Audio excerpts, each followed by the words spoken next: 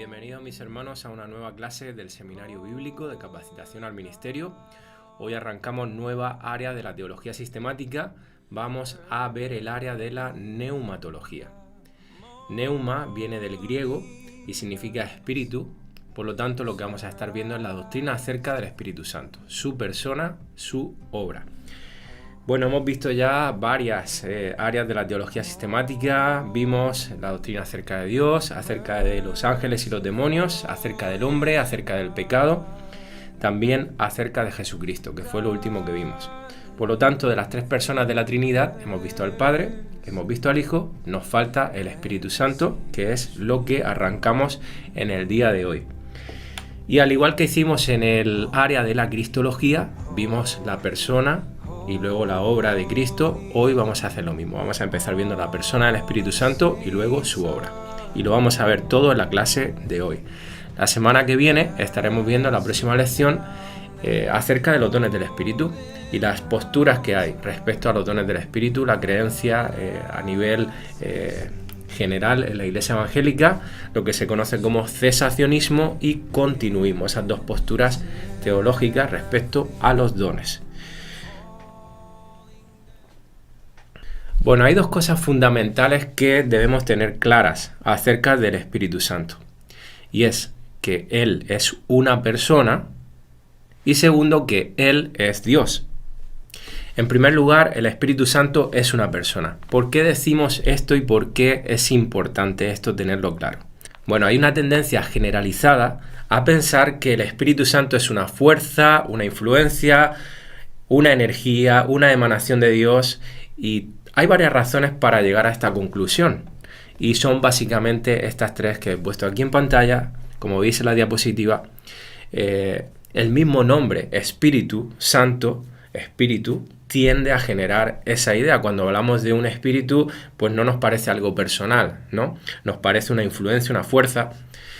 En segundo lugar, los símbolos que la Escritura utiliza para hablar en muchas ocasiones del espíritu, pues nos tienden a llevar en esa dirección, ¿no? Por ejemplo, paloma, aceite, agua, fuego. Como sabréis y como habréis visto en muchas ocasiones, en ilustraciones al espíritu se le dibuja o se le representa como una paloma o como fuego, ¿no?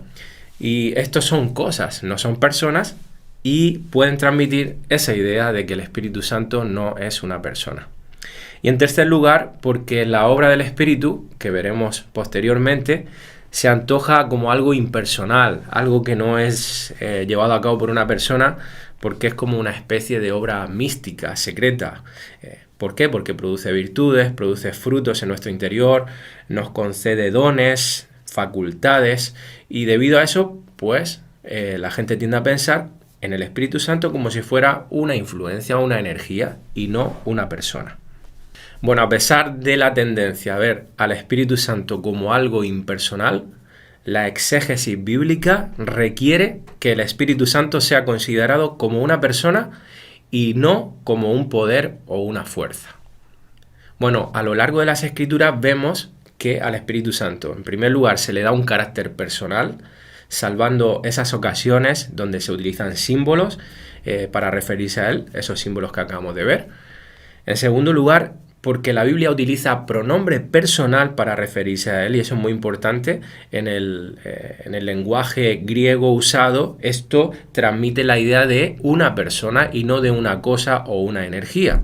En tercer lugar, porque se identifica al Espíritu Santo con el Padre y con el Hijo de una manera que indica personalidad, una relación de tres personas. Aquí os he dejado algunos versículos para que podáis corroborar esto que os estoy comentando. Cuarto, se identifica con nosotros los cristianos de forma que indica claramente que es una persona. Nuevamente, lo mismo que sucede con el Padre y con el Hijo. Y quinto, pues la Biblia le atribuye también cualidades y acciones que solamente puede hacer una persona. Cosas como revelar, enseñar, consolar, aconsejar, ayudar, amar. El Espíritu Santo nos dice la Escritura que puede entristecerse, que se le puede mentir, blasfemar, etcétera, etcétera. En todas estas cosas vemos claramente que el Espíritu Santo es una persona. ¿Y esto por qué es importante? porque el que sea una persona indica que podemos tener una relación personal con él. Si fuera una cosa, no sería así. Y gracias a Dios de que es una persona y podemos y debemos, como hijos de Dios, tener una relación íntima y estrecha con la persona del Espíritu Santo. En segundo lugar, muy importante es también tener claro que el Espíritu Santo es Dios. En Hechos 5, 1 al 4 dice: pero cierto hombre llamado Ananías, con Safira su mujer, vendió una heredad y sustrajo del precio, sabiéndolo también su mujer, y trayendo solo una parte, la puso a los pies de los apóstoles.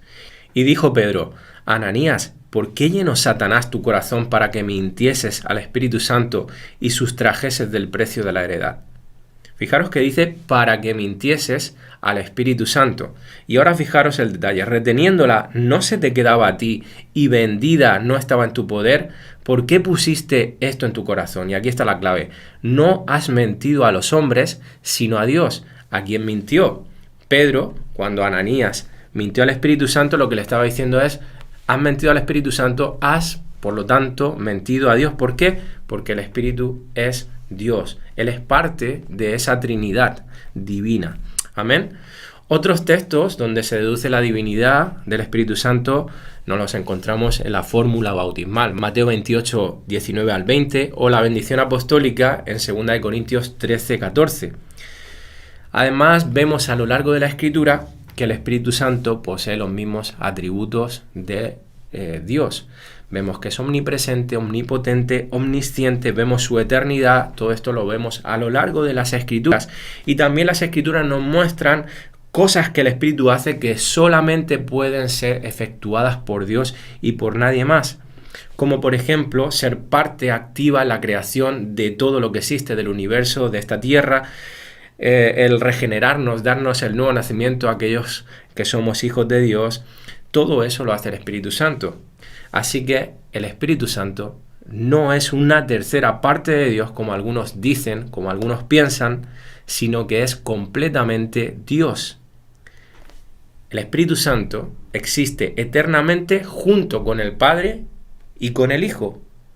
El Espíritu no es el Padre, el Espíritu no es el Hijo, pero el Espíritu es Dios, forma parte de la Trinidad. Es decir, como estuvimos viendo en la clase número 6, Dios es uno en esencia, pero tres en persona. Y una de esas tres personas es el Espíritu Santo. Él posee plenamente la misma naturaleza indivisa y divina. Ahora bien, dentro de la Trinidad hay una diferencia entre las personas. Lo que distingue al Espíritu Santo del Padre y del Hijo no es la naturaleza divina, porque en eso son iguales, uno en esencia, pero sí lo diferencia su papel, rol o función particular. Por ejemplo, el rol o función del Espíritu Santo en la creación no es el mismo rol que el del Padre o que el del Hijo. Lo mismo sucede en la obra de redención. El rol del Padre, del Hijo y del Espíritu Santo son diferentes roles o funciones en la obra de regeneración. Además, no solamente vemos una diferencia en funciones, sino también en subordinación. Es decir, el Espíritu Santo se somete y se subordina, es obediente a las direcciones o directivas tanto del Padre como del Hijo. Y como ya estuvimos viendo cuando hablamos de la Trinidad, como digo en la clase número 6, esa subordinación no implica inferioridad. Cuando hablábamos de Cristo también decíamos que Él se somete al Padre, y esa subordinación del Hijo al Padre tampoco implica inferioridad. Y lo mismo sucede cuando hablamos del hombre y de la mujer. Que el hombre sea el líder y que la mujer se tenga que someter al hombre no significa inferioridad en la mujer. En absoluto significa eso. Simplemente es como Dios lo ha establecido, pero en ningún momento significa inferioridad. Bueno, una pregunta que quizás le surge a algunas personas en referencia a esto que estamos viendo ¿es correcto orar al Espíritu Santo? ¿A quién debemos orar? ¿Al Padre, al Hijo o al Espíritu Santo? Bueno, en primer lugar, y esto parecerá muy obvio y dirá Josué, aquí has descubierto América. Bueno, lo primero es que debemos orar a Dios. Y lo pongo porque a veces, hermanos, no oramos a Dios. Por ejemplo, una oración hecha en la congregación en público, en tu iglesia. Cuando estás orando, si estás pensando únicamente en lo bonito que suena tu oración delante de las personas que hay allí, esa oración no es a Dios. Esa oración es a las personas que hay allí. Es una oración para exaltarte a ti mismo. Es con una motivación incorrecta, con una motivación impura, es una oración que realmente no está llegando al cielo, no está siendo dirigida a Dios. Pero ahora pongo una nota de humor y que encontré una imagen el otro día que me resultó bastante graciosa. Se ve aquí a Batman y a Robin, Batman dándole una cachetada a Robin porque Robin está escribiendo una oración en Facebook y le dice, Dios no tiene Facebook. Y me resultó curiosa porque a veces los cristianos escriben oraciones en Facebook. Vete a orar a tu habitación, vete a orarle a Dios, no a las personas. Hermanos, la oración debe estar dirigida siempre a Dios. Esto lo tenemos claro, ¿no? Ok, yo creo que coincidimos en esto. Bueno, pues si la oración es a Dios y el Espíritu Santo es Dios, cuando oramos a uno de los miembros de la Trinidad, estamos orando a Dios. Por lo tanto, no es una herejía, no es una mala práctica dirigirse en oración directamente al Espíritu Santo. ¿Ok? Entonces, cuando hacemos esto, no estamos haciendo nada antibíblico, no estamos incurriendo en herejía. Pero sí que es verdad que las Escrituras nos muestran prácticamente en todas las ocasiones, Jesús mismo nos enseña a orar. ¿A quién? Al Padre. Por tanto, la oración normalmente debe dirigirse a Dios, el Padre. Esto es lo que nos muestran las Escrituras. Jesús enseña a sus discípulos a orar, Mateo 6, 9, y le dice, Padre nuestro que estás en los cielos, santificado sea tu nombre. Otra de las cosas que debemos tener claras en la oración es que la oración, como nos enseñan también las Escrituras, debe ser ofrecida en el nombre de Jesucristo. ¿Por qué? Y esto es algo que hacemos en el nombre de Jesús. Amén. Así concluimos, ¿verdad? Siempre nuestras oraciones, prácticamente siempre. Pero a veces podemos caer en la rutina, en la tradición, porque es lo que hemos aprendido, lo que se nos ha enseñado, ya lo hemos sintetizado en nosotros y nos sale automáticamente. Pero es que Cristo es el mediador. Cristo es el que hace posible que nuestras oraciones lleguen al Padre. Es por Cristo que el Padre nos acepta. Por lo tanto, es correcto que nosotros tengamos conciencia de que nuestras oraciones siempre son escuchadas por el Padre gracias al Hijo. Y por eso decimos, en el nombre de Jesús, amén. Y tercero, porque además de dirigirse a Dios el Padre en el nombre del Hijo, la oración debe ser en todo tiempo en el Espíritu. Hermanos, haríamos muy bien en que todas nuestras oraciones, antes de empezar, le dijésemos, Espíritu Santo, dirige tú esta oración. Quiero, Señor, que esta oración sea dirigida por el Espíritu Santo. No quiero orar cosas fuera de tu voluntad. Quiero ser dirigido a las necesidades que el Espíritu ponga en mi corazón. Quiero ser utilizado por ti, Espíritu Santo, para orar por lo que realmente necesito orar, ya sea de mi persona, de mi familia, de la iglesia, de la sociedad, del mundo, de lo que haga falta. Quiero ser dirigido por tu Espíritu. Quiero que mi oración sea en el Espíritu y sea una oración sincera, no una oración carnal. Amén. Y eso, hermanos, es orar en el Espíritu a grandes rasgos. En conclusión, hermanos, respecto a esta pregunta, entonces, no es incorrecto orar al Espíritu Santo, pero la Biblia nos muestra y nos enseña que lo más normal es dirigirnos al Padre. Amén. Pasamos ahora a la obra del Espíritu Santo. Bueno, hay un episodio en el Evangelio de Juan que nos muestra la noche antes de la crucifixión de Cristo. Es en Juan capítulo 14 al 16, nos habla de una conversación que Cristo tiene con sus discípulos y en esa noche el Señor les enseña lo que Él considera más importante que ellos conozcan y que es, bueno, si leemos Juan 14 al 16, ahora vamos a leer un versículo. Cristo se centra en enseñarles quién es el Espíritu Santo. Fíjate lo que le dice en Juan 16, 7. Pero yo os digo la verdad, os conviene que yo me vaya, porque si no me fuera el Consolador no vendría a vosotros. El Consolador es el Espíritu Santo, mas si me fuere, os lo enviaré. Ahora tú párate un segundo a pensar lo que le está diciendo aquí Cristo a los discípulos. Imagínate, ellos han vivido con el mismo Hijo de Dios, con Dios encarnado. Increíble que de repente Él les diga que os conviene que yo me vaya. Imaginarse, hermanos, esto es fuerte lo que está diciendo aquí. ¿Por qué viene alguien que os va a ser más útil a partir de ahora? ¿Por qué? Ahora lo vamos a ver. Es increíble, hermanos, yo envidio a los discípulos. Muchas veces he soñado vivir esa época de la historia, de poder caminar con Cristo. Cuando leo los evangelios, a veces me meto ahí en la historia y me veo como parte de aquellas personas que pudieron vivir y ver a Cristo y palparlo y tocarlo y estar con Él y convivir 24 horas al día, dormir al lado de Él. Hermanos, eso es un privilegio tremendo. Bueno, pues Cristo les dice, os conviene que yo me vaya. ¿Por qué le conviene esto a los discípulos? Juan 15, 26 al 27 dice: cuando venga el Consolador, a quien yo os enviaré del Padre, el Espíritu de verdad, el cual procede del Padre, Él dará testimonio acerca de mí. Ahí está la clave. Dice el 27, y vosotros daréis testimonio también porque habéis estado conmigo desde el principio. Bueno, el Espíritu Santo era el compañero inseparable de Cristo durante todo su ministerio, desde la eternidad, pero vemos cómo en su ministerio aquí en la tierra, como hombre, como Dios encarnado, el Espíritu fue el que asistió a Cristo y el que le invistió de poder para llevar a cabo su ministerio terrenal.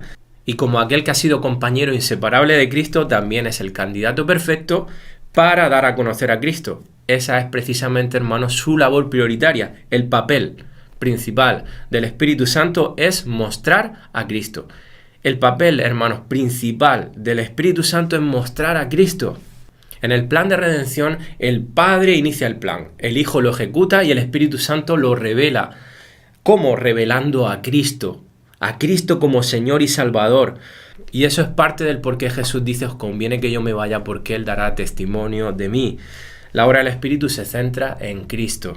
Amén. Tener al Espíritu, hermanos, es tener a Cristo.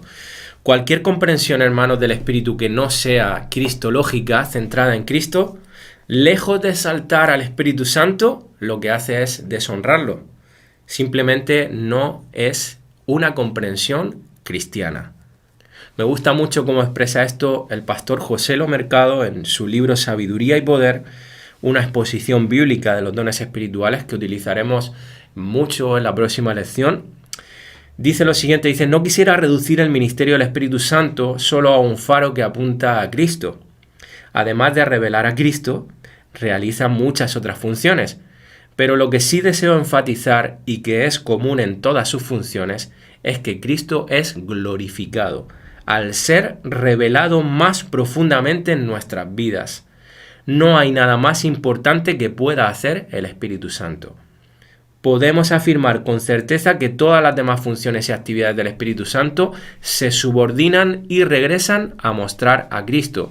Por eso es que consideramos que no importa la manifestación sobrenatural que hayamos experimentado, si ésta no muestra con fuerza la gloria de Cristo, podemos afirmar que no es del Espíritu Santo, porque viola su función principal en el plan de redención. Un supuesto ministerio del Espíritu Santo que no tiene como objetivo fundamental que Cristo sea claramente revelado no es una obra del Espíritu Santo. Su propósito principal no es que tengamos experiencias espirituales sobrenaturales, sino que Cristo, y repite, sea glorificado al ser revelado a aquellos que serán salvos. Estoy totalmente de acuerdo con lo que nos transmite en este libro José Lo Mercado. Y tristemente muchos grupos cristianos evangélicos a día de hoy, de forma muchas veces bien intencionada en la mayoría de los casos, persiguen estas experiencias sobrenaturales y de hecho se convierten en la centralidad del enfoque en los ministerios, creyendo que eso es lo que necesita la iglesia, que eso es lo que va a hacer que la iglesia despierte, esté avivada. Y hermanos, si esas experiencias no nos hacen ver la gloria de Cristo y nos hacen más como Cristo, realmente esas experiencias no sirven de nada. Si esas experiencias no transforman nuestras vidas y nuestra esfera de influencia en nuestra sociedad, entonces esas experiencias realmente no sirvieron de nada y no fueron del Espíritu Santo. Solamente fueron encuentros de adrenalina emocional. Dicho esto, desde hace unas semanas atrás está circulando la noticia de que en la Universidad de Asbury en Estados Unidos se está viendo un avivamiento. Bueno, sin ánimo de criticar, lo cierto es que yo personalmente desde la primera vez que escuché y vi la noticia me sentí un poco escéptico. ¿Por qué? Porque creo que se apresuró, no sé quién le daría ese titular de avivamiento, no sé quién ha dicho que sea un avivamiento, pero creo que es apresurarse, es tomarse ese título demasiado rápido, con demasiada rapidez. Solamente el tiempo dirá si realmente eso es un avivamiento o no lo es, porque si es un avivamiento habrá una transformación en esas vidas y en la esfera de influencia de todas esas personas que han vivido o están viviendo ahora mismo esa experiencia en Asbury. Quizá sea solamente un encuentro emocional o ojalá no sea así y realmente haya sido una visitación del Espíritu por medio de su palabra que ha transformado los corazones trayendo conciencia de pecado y un mayor conocimiento de quién es Dios. Y eso influencie y deje un legado espiritual pues en la vida de esas personas y, como digo, en esa sociedad ahí en Asbury. Así que, hermanos, simplemente decir que a veces nos aceleramos con las cosas. A veces atribuimos títulos y cosas muy rápidamente. Dejemos que pase el tiempo y ojalá que así sea, que sea realmente un avivamiento. La obra del Espíritu Santo en el Antiguo Testamento. Bueno, vemos el Espíritu Santo también en el Antiguo Testamento. A veces creemos que solamente aparece en las Escrituras en el Nuevo Testamento y no es así. El Espíritu Santo aparece a lo largo de todo el Antiguo Testamento. Lo vemos como la presencia divina que guió al pueblo de Dios en Éxodo, fuera de Egipto, la columna de nube y fuego por la noche. Ese era el Espíritu Santo. Vemos al Espíritu de Dios dotando a ciertos hombres en la construcción del tabernáculo, inspirando a los profetas del Antiguo Testamento con la palabra de Dios. Bueno, lo vemos a lo largo de todo el Antiguo Testamento, pero por lo general la actividad del Espíritu en el Antiguo Testamento era enigmática, esporádica, selectiva y externa. Dice la Escritura que los profetas anhelaban días mejores. Por ejemplo, Moisés en Números 11:29 dice: ojalá todo el pueblo de Jehová fuese profeta y que Jehová pusiera su espíritu sobre ellos. ¿Por qué? Porque generalmente el espíritu tomaba a los profetas, tomaba a ciertas personas, generalmente al liderazgo, pero no a todo el pueblo de Israel. Entonces Moisés dice estas palabras: anhelaba que todo el pueblo fuese lleno del Espíritu Santo, fuese poseído por el Espíritu Santo, por el poder de Dios. Ahora, ¿significa esto que los creyentes del Antiguo Testamento no tenían al Espíritu Santo? El Antiguo Testamento nunca hace referencia al Espíritu Santo morando dentro de los creyentes. En el Antiguo Testamento vemos que la morada de Dios era siempre externa, en el tabernáculo, luego en el templo, pero nunca dentro de los creyentes. Por eso en Ezequiel 36, 25 al 27 se anuncia de que un día llegaría esa morada del Espíritu Santo en los corazones de todo el pueblo, de los hijos de Dios. Dice: esparciré sobre vosotros agua limpia y seréis limpiados de todas vuestras inmundicias y de todos vuestros ídolos os limpiaré, os daré corazón nuevo y pondré espíritu nuevo dentro de vosotros. Y quitaré de vuestra carne el corazón de piedra y os daré un corazón de carne. Y pondré dentro de vosotros mi espíritu, el Espíritu Santo, y haré que andéis en mis estatutos y guardéis mis preceptos y los pongáis por obra. Vemos otras profecías al respecto de esto también en el profeta Joel, en el profeta Jeremías, y el cumplimiento de estas profecías las vemos en la persona de Jesucristo y luego en el Pentecostés, en Hechos de los Apóstoles. Bueno, vamos a ver ahora la obra del Espíritu Santo en el cristiano. Todo empieza en Pentecostés con la promesa de Cristo de que derramaría el Espíritu Santo sobre nosotros. En Hechos 2, 1 al 4 vemos cómo hay un grupo de discípulos que están esperando la venida del Espíritu, esa promesa, y eso es lo que ocurre. Y fijaros lo que dice en Hechos 2, 17, precisamente lo que profetizó el profeta Joel. Ahora el Espíritu no iba a ser algo exclusivo y temporal para algunas personas concretas, sino que iba a ser para todo el pueblo de Dios, para todos los escogidos de Dios, nacidos de nuevo. Hechos 2:17 dice: y en los postreros días, dice Dios, derramaré de mi espíritu sobre toda carne, y vuestros hijos y vuestras hijas profetizarán, vuestros jóvenes verán visiones, y vuestros ancianos soñarán sueños. Desde ese momento el Espíritu Santo viene a hacer morada en los corazones de cada hijo de Dios. Es el Espíritu Santo el que regenera, el que da el nuevo nacimiento en los corazones, y sin él es imposible nacer de nuevo. Tener al Espíritu, hermanos, es garantía de que somos hijos de Dios, de que somos escogidos, de que hemos nacido de nuevo y hemos sido unidos a Cristo de ahí y para siempre. Amén. Y por tanto que somos salvos. Dice en Romanos 8:9, mas vosotros no vivís según la carne, sino según el Espíritu. Si es que el Espíritu de Dios mora en vosotros. Y si alguno no tiene el Espíritu de Cristo, no es de él. Hermanos, nosotros éramos muertos espirituales. Y gracias al Espíritu Santo que nos dio vida, pudimos nacer de nuevo y ser adoptados como hijos de Dios. Amén. Y eso solamente lo hace el Espíritu Santo. Nosotros no tenemos la capacidad de regenerarnos a nosotros mismos. Nosotros no tenemos la capacidad de nacer de nuevo. Solamente lo puede hacer Dios en nuestras vidas por medio de su Espíritu. Por lo tanto, hermanos, esto es muy importante que lo tengamos claro. Y bueno, respecto a cómo ocurre esa regeneración, ese nuevo nacimiento, lo estaremos tocando más adelante cuando hablemos en el área de la soteriología, la doctrina de la salvación. Cómo ocurre la salvación, cómo opera la salvación Dios en nuestras vidas.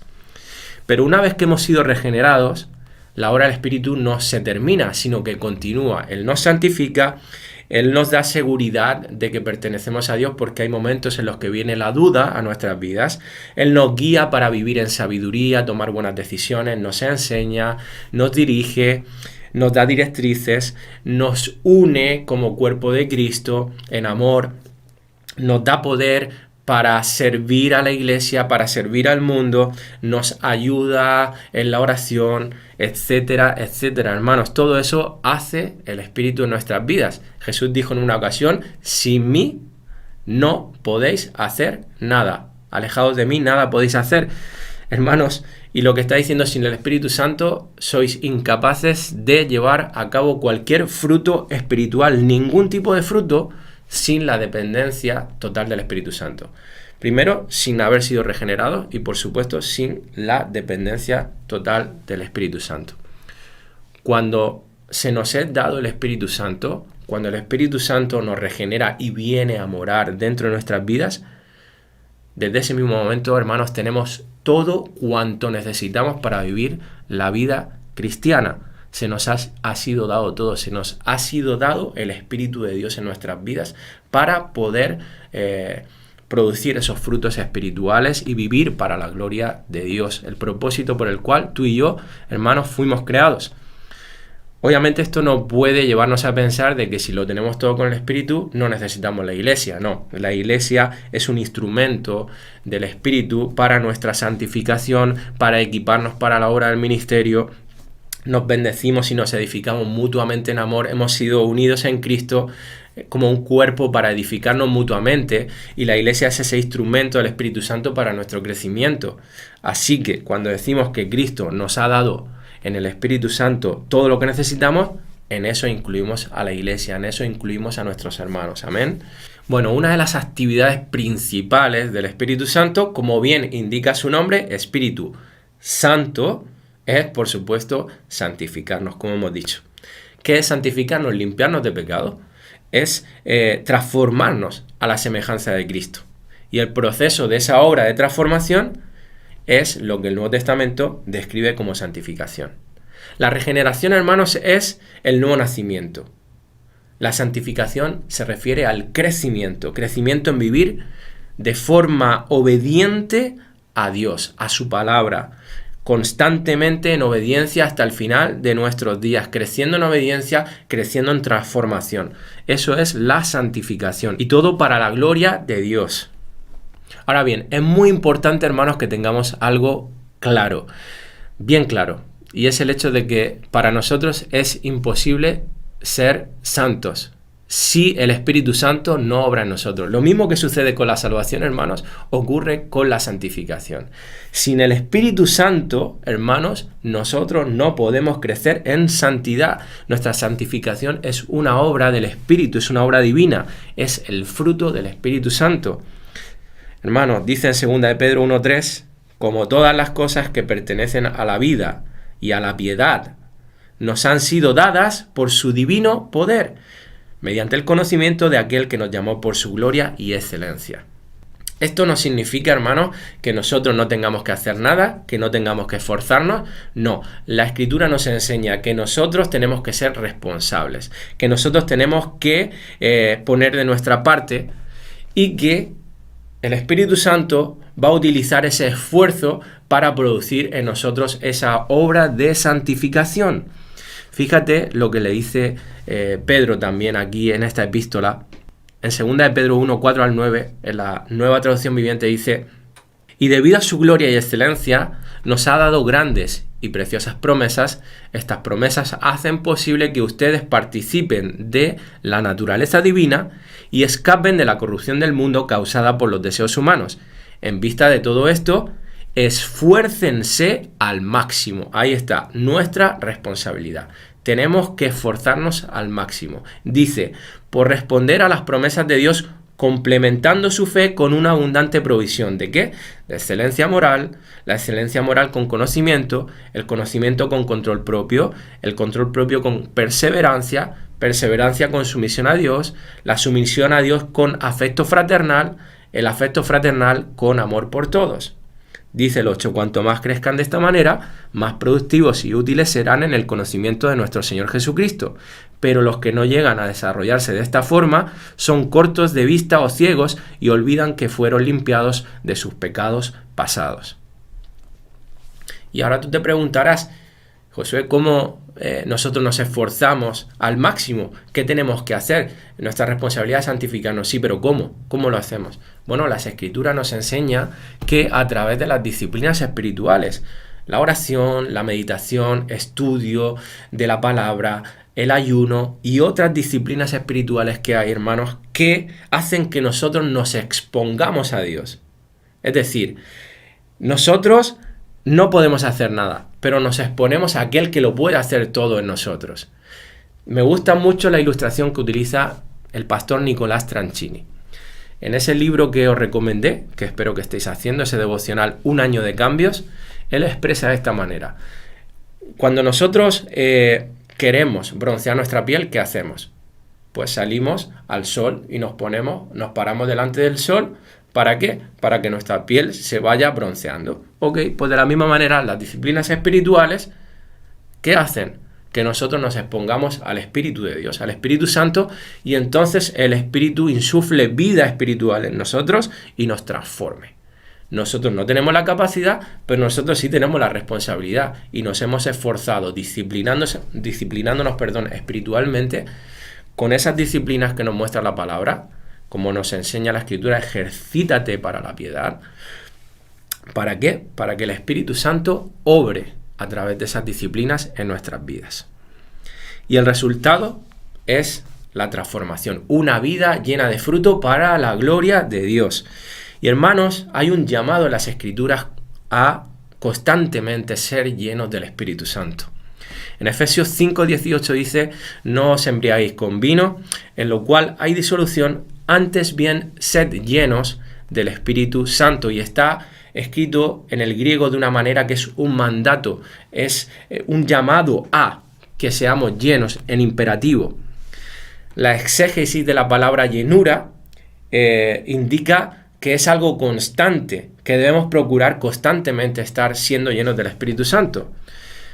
Y hermanos, aquí quiero hacer un aclaratorio, una indicación, porque a veces tenemos confusión acerca de qué es eso de ser llenos del Espíritu Santo. Bueno, ser llenos del Espíritu no se caracteriza por ser una experiencia mística, emocional, un trance. No, la vida llena del Espíritu, hermanos, se caracteriza por ser una en la que el Espíritu Santo está obrando en nosotros, produciendo este fruto que vemos aquí en Gálatas 5, 22 al 23.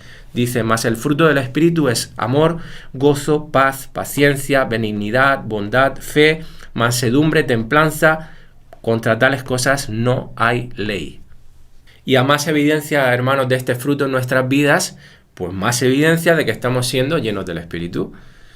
¿Por qué? Porque la llenura del Espíritu nos lleva a darle más gloria a Dios con nuestras vidas. Ese es el propósito de que seamos llenos.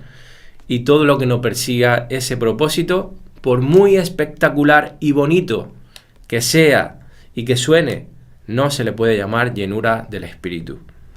Estar lleno del Espíritu, hermanos, es estar lleno de la presencia de Dios, lo cual nos va a llevar a sentir lo que Dios siente, a pensar como Dios piensa, desear lo que Dios desea, hacer lo que Dios quiere que hagamos, hablar a través de su poder, orar y ministrar y servir en el poder de Dios. Eso es estar lleno del Espíritu Santo.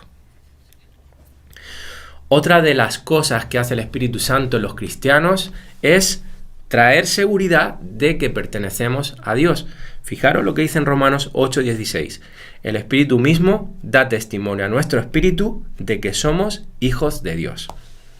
Bueno, ¿cómo hace esto el Espíritu? Bueno, derrama el amor de Dios en nuestros corazones, trayendo esa seguridad de que somos amados por Dios, de que hemos sido escogidos. Nos lleva a clamar Abba Padre, a dirigirnos a nuestro Padre Celestial como ese Padre verdadero que es para nosotros. Y esto es la mayor garantía de seguridad de que somos suyos, de seguridad de que somos salvos.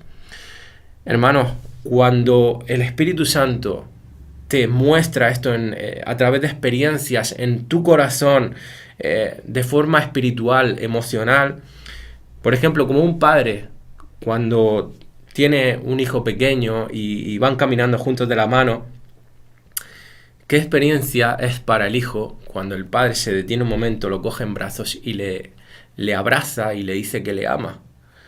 Hermanos, esa experiencia emocional que el hijo siente le da seguridad del amor del padre.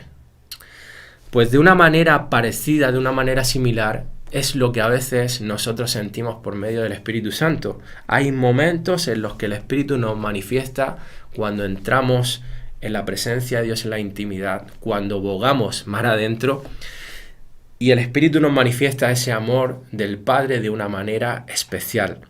Obviamente no podemos quedarnos con esta forma subjetiva, estas experiencias subjetivas, para tener seguridad de nuestra salvación. No, tenemos que también ver lo que dice Dios en su palabra, tener claramente una confianza plena en la obra consumada de Cristo en la cruz, pagando por mis pecados, tener una clara conciencia de que soy pecador y necesito un Salvador, y ese único Salvador es Cristo, y la evidencia de una fe genuina luego, que se muestra obviamente en frutos dignos de arrepentimiento, verdaderos frutos dignos de arrepentimiento. No quiero ahondar sobre este tema, pero sí te recomiendo un par de predicaciones que están en nuestro canal de YouTube. Una de ellas se llama Examinaos a vosotros mismos, que una vez compartí en la congregación, y también de un hermano de la congregación que se titula Un verdadero israelita. Ambas predicaciones te pueden ser muy útiles para tener claro si realmente eres un hijo de Dios, tener seguridad de salvación. Y dicho esto, puede haber momentos en la vida de un cristiano en los que vengan las dudas, en los que nos asalten dudas, en los que uno no esté consciente de la presencia del Espíritu, pero tenemos que tener claro, como dice la palabra, de que Él ha prometido nunca dejarnos ni abandonarnos, y que seremos suyos hasta el final, y que perseveraremos gracias a Él hasta el final, hasta que nos lleve a la gloria. Amén. Otra de las obras que el Espíritu Santo hace en nuestras vidas es que nos guía, nos dirige, nos enseña. Voy a leer un par de textos, dice en Juan 16, 13 al 14. Pero cuando venga el Espíritu de verdad, Él os guiará a toda la verdad, porque no hablará por su propia cuenta, sino que hablará todo lo que oyere, y os hará saber las cosas que habrán de venir. Él me glorificará, porque tomará de lo mío y os lo hará saber. Fijaros, dice en el 13, Él os guiará a toda la verdad. En 1 Corintios 2:10 dice, pero Dios nos las reveló a nosotros por el Espíritu, porque el Espíritu todo lo escudriña, aún lo profundo de Dios. Ahora bien, ¿cómo debemos entender esa guía del Espíritu Santo? Bueno, en primer lugar, la palabra de Dios. La palabra de Dios es la fuente principal de sabiduría, es la misma palabra de Dios. Ahí nos enseña cómo debemos vivir. Y hermanos, esta es la espada del Espíritu. El Espíritu Santo nos va a revelar lo que está escrito en la palabra, nos va a hacer entender, nos va a ministrar a nuestro corazón para revelarnos la voluntad de Dios. Y también en ciertos momentos nos va a traer porciones de las Escrituras que nos van a fortalecer, que nos van a dar sabiduría, que nos van a dar directrices, dirección, va a traer convicción de pecado también por medio de las Escrituras, amén. Y debemos poner nuestras inclinaciones frente a las Escrituras, porque a veces sentimos cosas en nuestros corazones, tenemos que pasarlos por el filtro de la palabra. ¿Por qué? Porque el Espíritu Santo nunca va a contradecir lo que está aquí, nunca va a hacer algo contrario a lo que dice la palabra de Dios, lo que dice las Escrituras. Si entra en conflicto con la Biblia, entonces deséchalo porque no proviene de Dios, no proviene del Espíritu Santo, tiene que ser ignorado.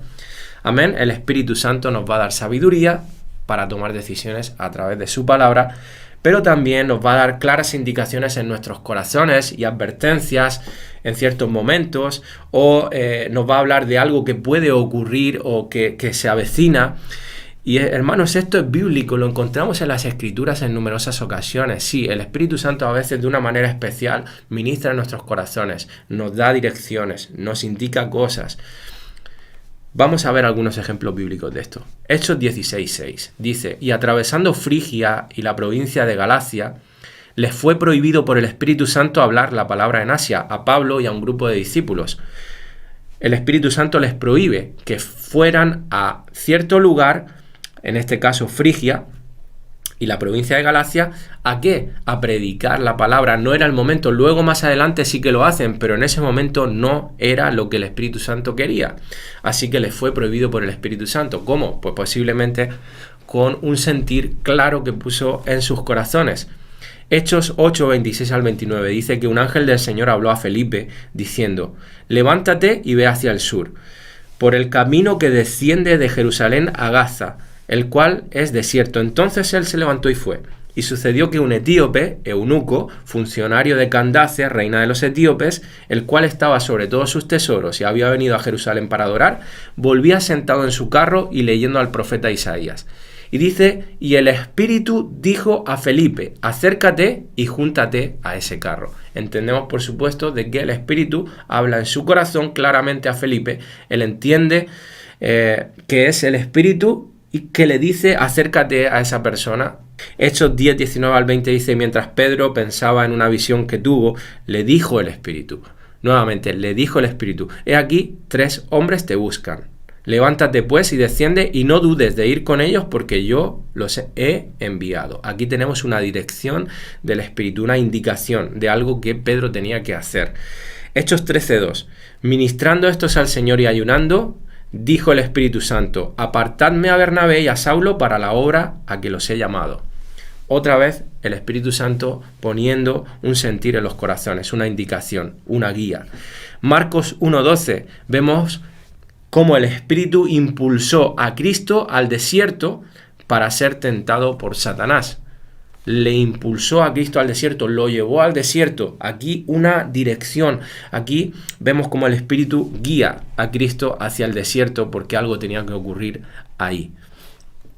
Por supuesto, hermanos, hay muchos más ejemplos en las Escrituras que podía haber usado, pero quería dejar amplia constancia de que esto sucede, que el Espíritu Santo ministra en nuestros corazones, dándonos guía, dirección, indicaciones, advertencias.